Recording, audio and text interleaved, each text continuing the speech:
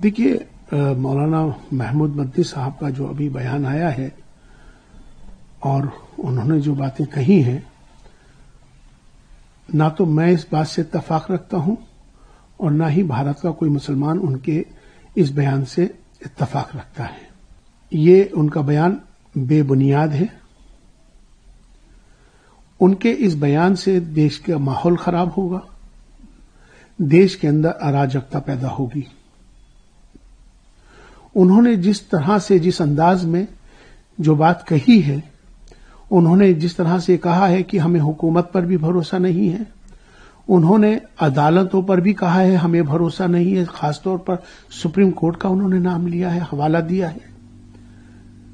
वो क्या संदेश देना चाहते हैं, क्या बताना चाहते हैं, ये हमें नहीं मालूम है। लेकिन उन्होंने ये जो बयान मुसलमानों का नाम लेकर कहा है, देश भारत के तमाम मुसलमानों के हवाले से दिया है, तो देश का मुसलमान इस बात से बिल्कुल सहमत नहीं है।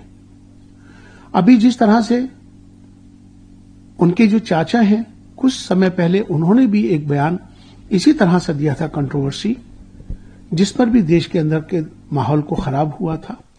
ये बयान देश के अंदर अराजकता पैदा करेगा। इस बयान से देश का माहौल खराब होगा।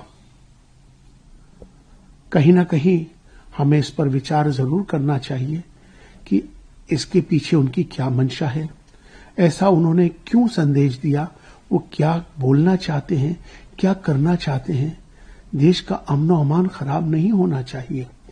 आज राष्ट्र विरोधी शक्तियां सक्रिय हो गई हैं।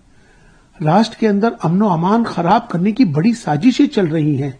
क्योंकि हमारा भारत आज जिस तरह से प्रधानमंत्री श्री नरेंद्र मोदी जी के नेतृत्व में विश्व गुरु बनने के लिए अग्रसर है, तो कहीं ना कहीं हमारे देश के माहौल को खराब करने की साजिशें रची जा रही हैं। तो इसलिए उनके इस बयान को हम, भारत का कोई मुसलमान सहमत नहीं है।